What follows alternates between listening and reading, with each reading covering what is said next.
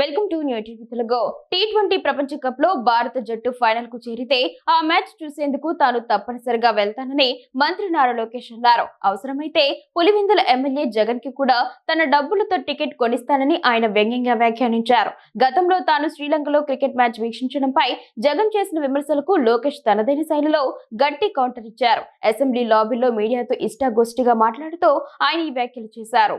Cricket match చూడడానికి స్టేడియంకు వెళ్లాలా అని జగన్ అంటున్నారు. టీమిండియా ఫైనల్కు వెళ్తే ఖచ్చితంగా వెళ్తాను, ఆయనకు ఓ టికెట్ తీసుకుంటా అని లోకేష్ అన్నారు. తాను గతంలో సొంత డబ్బులతోనే మ్యాచ్ చూశానని మరోసారి స్పష్టం చేశారు.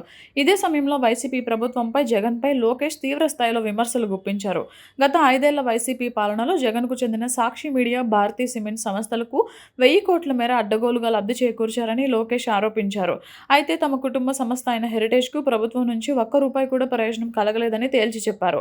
హెరిటేజ్ నెయ్యిపై వస్తున్న విమర్శలను తిప్పికొడుతూ కిలో నెయ్యి మార్కెట్లో 1000 రూపాయలకి పైగా ఉంటే 360 రూపాయలకి ఎక్కడైనా దొరికితే అది కల్తీదేనని అన్నారు. ఎలాంటి ఆధారాలు లేకుండానే హెరిటేజ్పై సెబీకి ఫిర్యాదు చేశారని మండిపడ్డారు. బడ్జెట్పై చర్చ జరగాలని వైసీపీ సభ్యులు డిమాండ్ చేయడం హాస్యాస్పదంగా ఉందని లోకేష్ విమర్శించారు. నిజంగా చర్చపై చిత్తశుద్ధి ఉంటే 4 రోజుల పాటు సభా కార్యక్రమాలను ఎందుకు అడ్డుకున్నారని ఆయన ప్రశ్నించారు.